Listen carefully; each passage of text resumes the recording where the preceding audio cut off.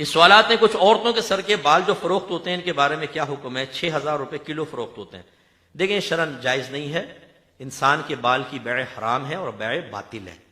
ٹھیک ہے نا. اور نبی کریم صلی اللہ علیہ وسلم نے انسانی بال کو بالوں میں ملانا بھی منع کیا ہے.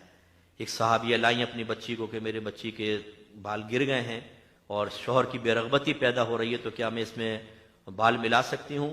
انسانی بال سرکار نے منع فرما دیا کہ نہیں. تو یہ بالکل نہیں کر سکتے. یہ اصل میں جاتے ہیں چائنا اور وہاں پہ وگے تیار ہوتی ہیں ان بالوں سے, پھر ورلڈ میں وہ ٹریڈ کرتے ہیں. یہاں سے 6,000 روپے کلو لے کے جاتے ہیں, وہی وگے اتنی مہنگی مہنگی بکتی ہیں. تو اپنے گھر کی عورتوں کو سختی سے منع کریں. ٹھیک ہے نا, کہ بالکل نہ اس کو بیچیں. بال بیچنے کی شرعاً اجازت نہیں ہے. بچہ پیدا ہوتا ہے, ذرا جی شور ہوا, بولو مما پپا ڈیڈی. او بھائی اللہ کہلواؤ. تمہیں پہلے پپا یاد آ گیا, تمہیں مما یاد آ گئی, تمہیں اللہ یاد نہیں آیا, تمہیں رسول یاد نہیں آیا. یہ ہماری سیرت مصطفیٰ سے ہٹنے کا معاملہ ہے. سب سے پہلے لفظ اللہ نکلنا چاہیے. جب پورا جملہ کہے تو کہیں لا الہ الا اللہ بولو بیٹا.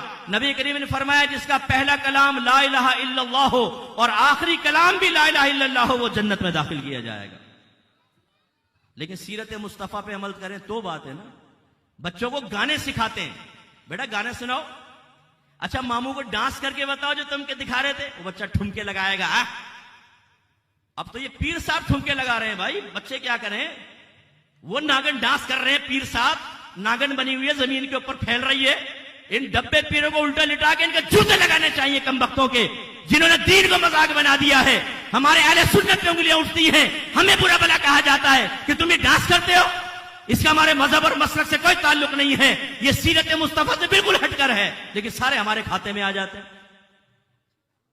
تتلی کی طرح اڑتا پھر رہا ہے پیر صاحب پورے محفل مجلس کے اندر. او خدا کا خوف کر بھائی, ہم اپنے بچوں کو ڈانس سکھا رہے ہیں. کیا تھا ایک بہن نے کہ کیا ہم جیسے عید بقرعید آتی ہے تو ہم مہندی لگوانے جاتے ہیں تو بعض اوقات اسٹال پہ لڑکے کھڑے ہوتے ہیں, تو کیا عورت کو مرد سے مہندی لگوانا شرعاً جائز ہے یا نہیں؟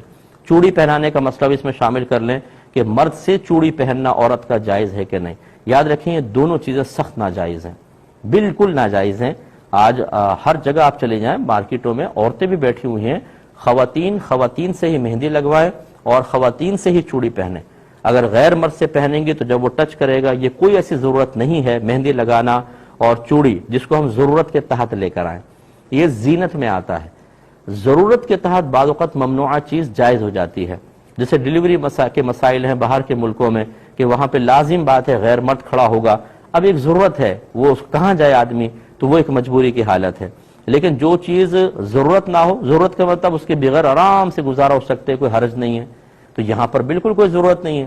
تو صرف منفعت کے لیے, ایک فائدہ حاصل کرنے کے لیے, زینت کے لیے غیر مرد کے ہاتھ میں ہاتھ دینا یہ شرعاً جائز نہیں ہوگا. اس سے اجتناب کی.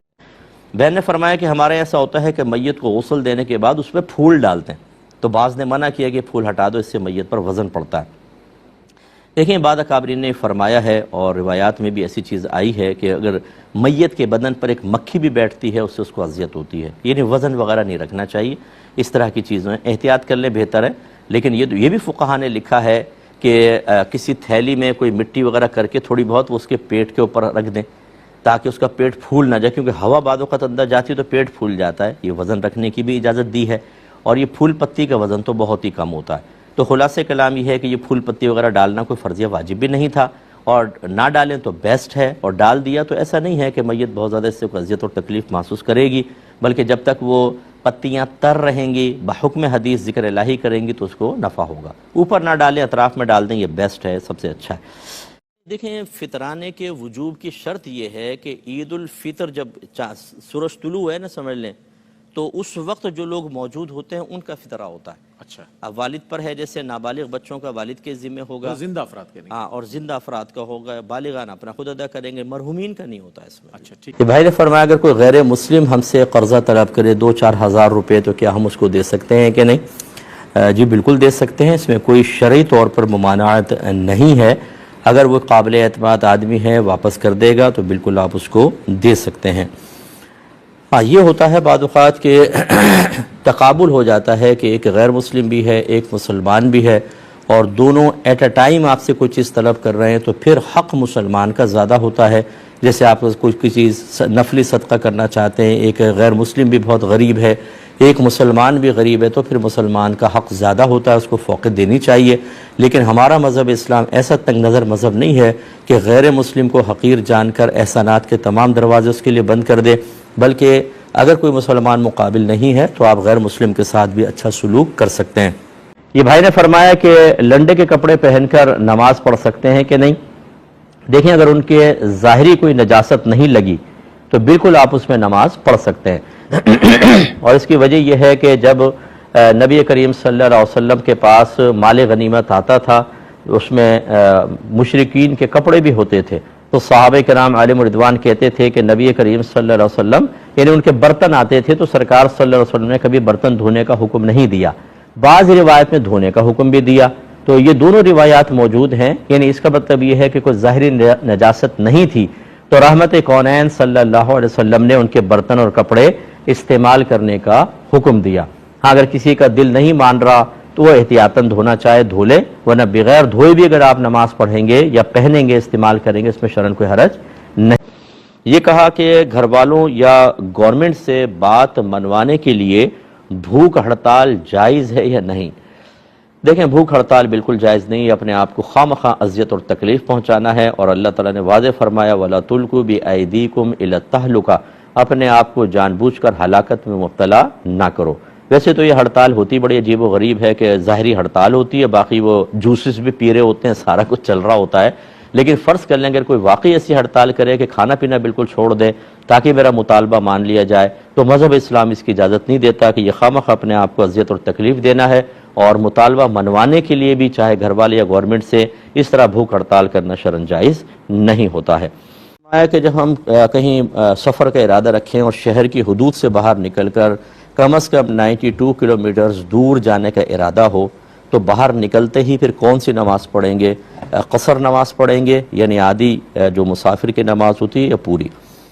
دیکھیں، اگر تو آپ کا شہر کی حدود سے آپ باہر نکل گئے اور 92 کلومیٹرز دور جانے کا مستقل ارادہ ہو، لگاتار بیچ میں کہیں رکنے کا ارادہ نہ ہو، تو جیسے ہی آپ باہر نکلیں گے شرعی مسافر ہو گئے، اور شرعی مسافر ہو گئے تو پھر جب آپ نماز پڑھیں گے تو قصر نماز پڑھیں گے، اور یہ قصر 4 فرضوں میں ہوتی ہے، بس ظہر، عصر اور عشاء کے 4 فرض 2 کر کے پڑھیں گے، باقی تمام سنن، نوافل اور دیگر نمازوں کے فرائض جیسے فجر کے 2 ہیں، مغرب کے 3، وہ پورے ہی پڑھے جائیں گے۔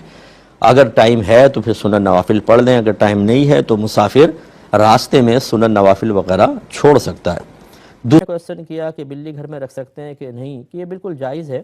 خود نبی کریم صلی اللہ علیہ وسلم کے کاشان اقدس میں اکثر بلی آ جایا کرتی تھی، اور یہ مشہور روایت بھی ہے کہ آپ ایک دفعہ وضو فرمانے لگے تو بلی آ گئی، تو نبی کریم صلی اللہ علیہ وسلم نے اپنے وضو کے پانی کو اس کے سامنے کر دیا، اور بلی نے اس میں سے پیا، اور نبی کریم صلی اللہ علیہ وسلم نے اسی پانی سے وضو فرمایا، اور اس طرح ایک مسئلہ بھی سمجھا دیا کہ اس طریقے سے اگر کوئی بلی کے جھوٹے مطلب بلی کا جو جھوٹا ہوتا ہے اس سے اگر وضو کر لیا جائے تو اس سے کوئی فرق نہیں پڑتا۔